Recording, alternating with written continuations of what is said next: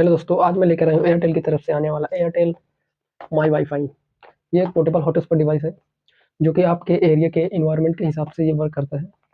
Easily आपको आपके local shop पे या ऑनलाइन आपको ये मिल जाएगा। तो इसका मैं रिव्यू देने वाला हूँ। मैं ऑलरेडी इसको ना 15 डेज से यूज़ कर रहा हूँ।